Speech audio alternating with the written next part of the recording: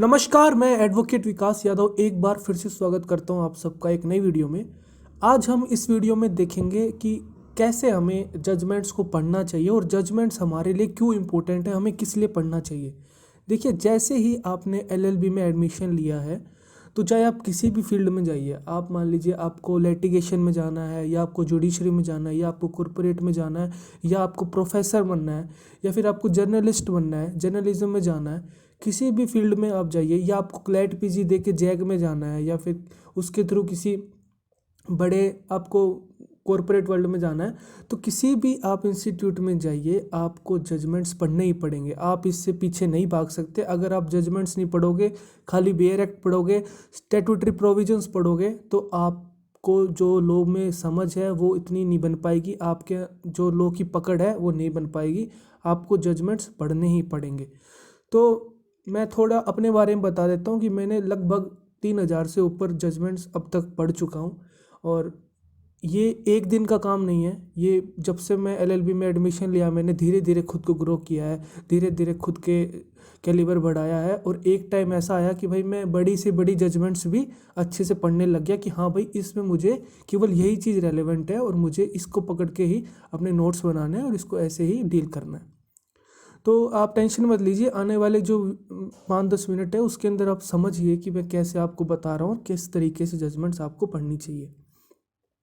देखिए, कोई भी जजमेंट होती है ना, तो उसकी एक बॉडी होती है, बेसिक बॉडी स्ट्रक्चर हम बोल सकते हैं उसका। जैसे आप कोई भी ड्राफ्टिंग करते हो, जैसे लिटिगेशन में जो फिलहाल वीडियो देख रहे हैं मेरा, अगर लिटिगेशन करते हैं तो उन्हें पता होगा कि ड्राफ्टिंग नाम का एक सब्जेक्ट होता है। उसके अंदर कुछ ड्राफ्टिंग ऐसी होती हैं कि बेसिकली उनका एक आपका बॉडी स्ट्रक्चर पहले से ही फिक्स होता है कि हाँ भाई, आपको वो बॉडी स्ट्रक्चर मिल जाए, बस आप उसके अंदर नेम, एड्रेस वगैरह जो भी आपके कंटेंट है वो फिल कर दीजिए, आपका काम हो जाएगा। बाकी सब कुछ बॉडी पहले से तैयार रहती है।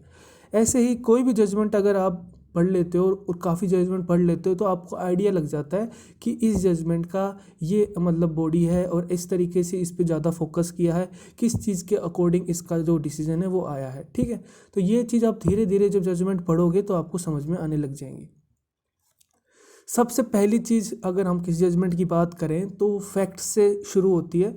कोई भी जजमेंट आप पढ़ोगे, डायरेक्ट फैक्ट मतलब उसमें आएगा, लेकिन उससे पहले एक बात ये आती है कि कौन से कोर्ट के डिसीजन के बाद कौन पार्टी किस वजह से इस अपेलेंट कोर्ट में आई है। ठीक है, अगर आप हाई कोर्ट का डिसीजन पढ़ोगे तो वहाँ पे लिखा आएगा कि ट्रायल कोर्ट का ये फैसला था, उस वजह से जो अपेलेंट है उसको ये अपने फेवर में नहीं लगा, तो इसीलिए वो अब यहाँ पे हाई कोर्ट में उसने अपील करी है। अगर आप सुप्रीम कोर्ट का पढ़ रहे हो तो वहाँ पे लिखा आएगा कि भाई मान लीजिए कि अपीलेंट है ना, आपका हाई कोर्ट में जीत गया, अब रिस्पोंडेंट हार गया, अब जो रिस्पोंडेंट है वो सुप्रीम कोर्ट में जाके अपीलेंट बन जाएगा। ठीक है, कि भाई वो हाई कोर्ट के फैसले से खुश नहीं था इसलिए उसने अपील करी है।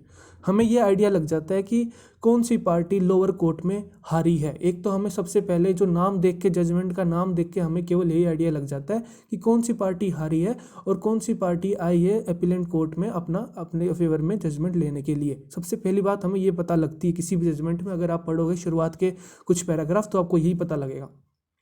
उसके बाद फिर हम फैक्ट्स पे बात करते हैं। फैक्ट्स देखिए ऐसी चीज़ें हैं कि अगर आप जजमेंट, अगर अपने लॉ स्कूल में, जैसे मान लीजिए डीयू में कि मैं बात करता हूँ, मैं डीयू में, जैसे इंडिया में ये ज़रूरी नहीं है कि हर इंस्टीट्यूट में, हर यूनिवर्सिटी में आपको जजमेंट्स पढ़ाते हैं और आपका उसी से पेपर आता है। लेकिन डीयू का तो आप सिलेबस ही देखोगे, केवल जजमेंट्स होती हैं हर सब्जेक्ट में। हर सेमेस्टर में 40 से 50 जजमेंट होती हैं और इस प्रकार बच्चे 30 सब्जेक्ट पढ़ते हैं पूरे एलएलबी में। तो जजमेंट्स काफ़ी पढ़ लेते हैं डीयू वाले बच्चे, हैं ना, तो उनको थोड़ी एक हैबिट बन जाती है कि जजमेंट्स के साथ कैसे कंपेटिबल हमें करना है, कैसे हमें जजमेंट्स को डील करना है। तो फैक्ट्स का हमेशा ध्यान रखिए। फैक्ट्स के ऊपर अगर एक लॉ स्टूडेंट की बात करें तब एग्जाम में वो आंसर लिखता है तो फैक्ट्स इतने ज़्यादा नहीं लिखता है, 2-3-4-5 लाइन में फैक्ट्स लिख के अपना आगे बढ़ जाता है। लेकिन अगर आप लिटिगेशन में हो, अगर आप एडवोकेट हो, तो सारा का सारा खेल फैक्ट्स पे चलेगा। आप फैक्ट्स के दम पे ही केस को जीत सकते हो, हार सकते हो। फैक्ट्स के दम पे ही लॉ को अपने फेवर में कर सकते हो। किसी भी स्टैट्यूटरी प्रोविज़न को अगर आपने फैक्ट पढ़ा है तो आपको पता है कि हाँ, इस प्रोविज़न को मैं अपने वाले फैक्ट में यहाँ पे लगा सकता हूँ और ये मेरे फेवर में बात जा सकती है। तो फैक्ट को जितनी बार आप पढ़ सको, जितनी बार पढ़ सको, जितनी बार पढ़ सको, पढ़ो पढ़ो पढ़ो। आपको हर बार कोई ना कोई नई चीज़ निकल के आएगी अगर आप एडवोकेसी कर रहे हो तब। हाँ, एक लॉ स्टूडेंट हो तब आप इतना ज़्यादा इस पर ध्यान मत दो। फैक्ट्स आपको इतना समझ में आ जाए, हाँ भाई मैटर क्या है, किस वजह से यहाँ पे ये चीज़ बात चल रही है, ठीक है। लेकिन एडवोकेसी के पॉइंट ऑफ व्यू से देखें तो फैक्ट्स बहुत ज़्यादा इंपॉर्टेंट हो जाते हैं। अगर आप मूट कोर्ट करोगे तो आपको एक प्रॉब्लम दी जाती है तो उसमें केवल फैक्ट्स ही होते हैं, आपको खुद फिर पता लगाना होता है ये कौन से टॉपिक से है, कौन से इसमें स्टैट्यूटरी प्रोविजंस लगेंगे और किस तरीके से हमें अपनी कंटेंशंस देनी है। अगर आप रेस्पोंडेंट की तरफ से अगर आप लॉयर बन रहे हो तो आपको उस अकॉर्डिंग प्ले करना पड़ेगा, अगर एप्लेंट की तरफ से बन रहे हो तो उस अकॉर्डिंग प्ले करना पड़ेगा। तो आपको पता होना चाहिए गुड फैक्ट्स क्या हैं, बैड फैक्ट्स क्या हैं, आपके फेवर में कौन से फैक्ट हैं, अगेंस्ट में कौन से फैक्ट हैं, और आपको हर फैक्ट के अकॉर्डिंग अपने केस को बना के चलना है। ये नहीं खाली गुड फैक्ट्स हैं उन्हीं पे आपने काम कर लिया, आपको बैड फैक्ट्स पे भी बराबर काम करना है। सामने वाले वकील अगर कोई ऐसी चाल चल दे तो आपके पास उसका तोड़ होना चाहिए पहले से। ये नहीं कि वहाँ पे आप मुंह बैठ के देखो और कोई भी चीज़ ऐसी चीज़ बोलते हैं कि अगर आपने अपने अपने बचाव के लिए कर ली तो ठीक है, वो तो चलो अच्छी बात है, करनी चाहिए, लेकिन सामने वाला आप पे अटैक करेगा उसके भी बचाव के लिए आपको वो काम आना चाहिए, ठीक है। तो आपको दोनों तरीके से देख के चलना पड़ेगा। एडवोकेसी में थोड़ा सा एक जजमेंट को पढ़ने का तरीका बहुत ज़्यादा डीप में हो जाता है, ठीक है, उसको नज़रिया बदल जाता है, आप ये कह लीजिए। फैक्ट्स पढ़ने के बाद हम किसी भी जजमेंट में इश्यूज देखते हैं। मोस्टली कुछ जजेस इश्यूज केवल अच्छे से लिख देते हैं कि हाँ भाई ये इश्यूज हमारे सामने निकल के आए हैं।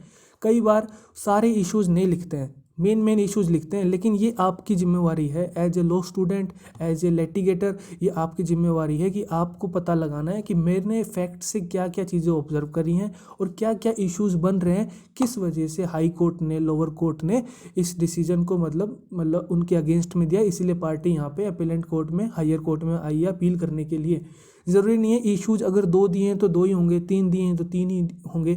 आप अपनी तरफ से भी कुछ इश्यूज सोच सकते हो कि हाँ भाई इससे ये इशू निकल के आया है।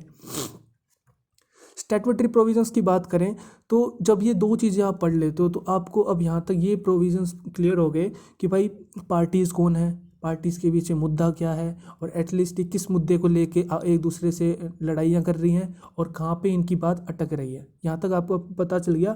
अब बात करते हैं कानून की कि भाई कौन सा कानून इन पे लागू होगा, किस कानून की वजह से कौन सी पार्टी कह रही है मेरे फेवर में डिसीजन है, किस कानून की वजह से कौन सी पार्टी कह रही है मेरे फेवर में डिसीजन नहीं है। आप इसको ऐसे पढ़िए, इंटरप्रिटेशन ऑफ लॉ।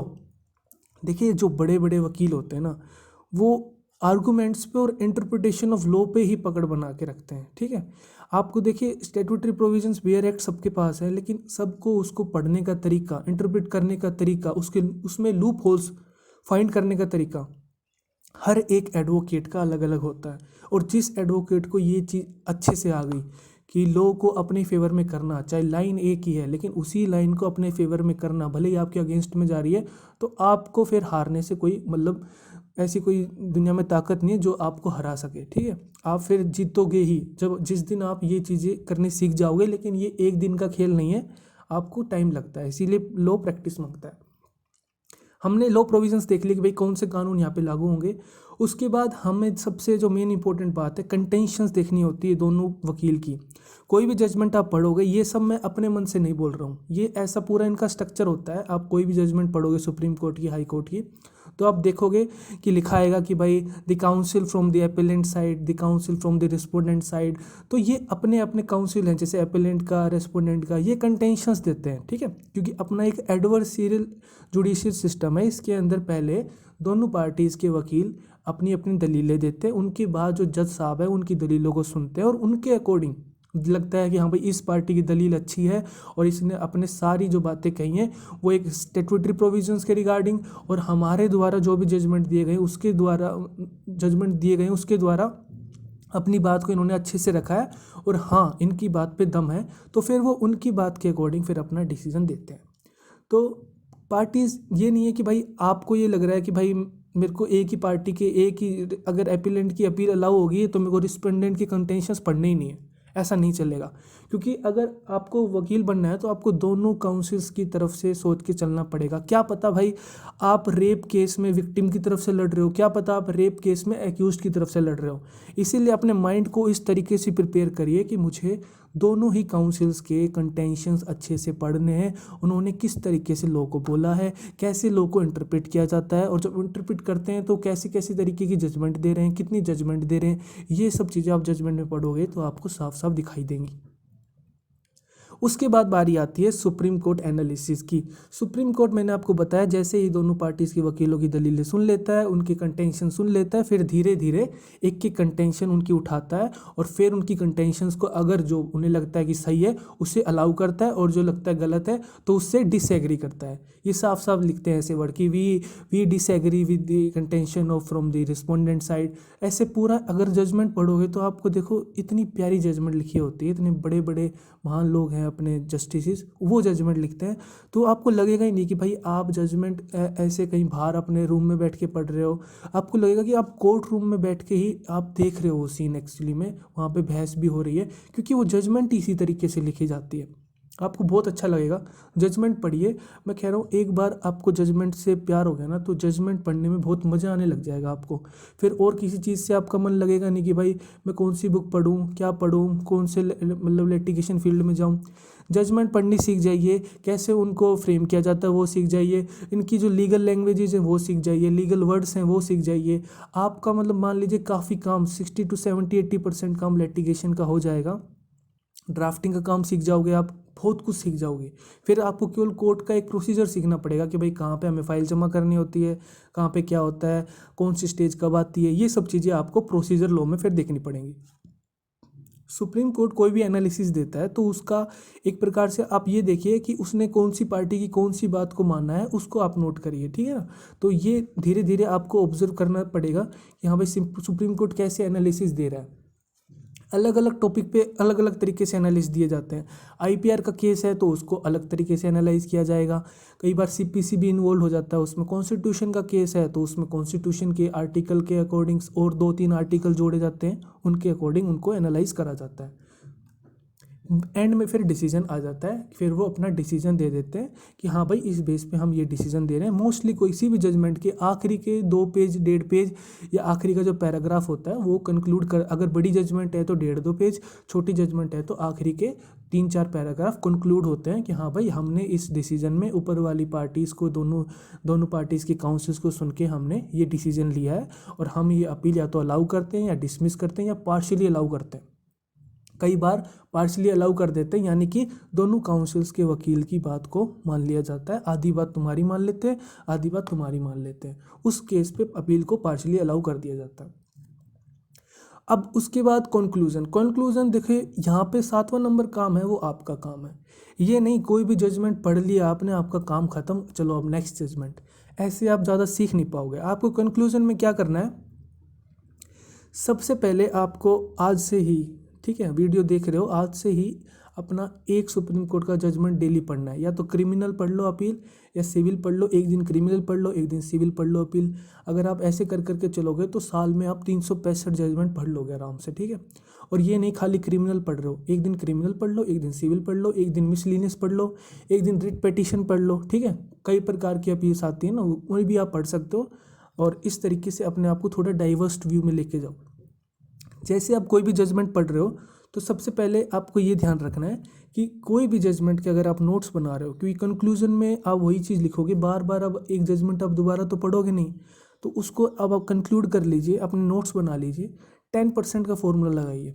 कोई भी अगर जजमेंट मान लो 100 पेज की है, 50 पेज की है, 50 पेज की है तो केवल 5 पेज के नोट्स होने चाहिए, 10%, ठीक है।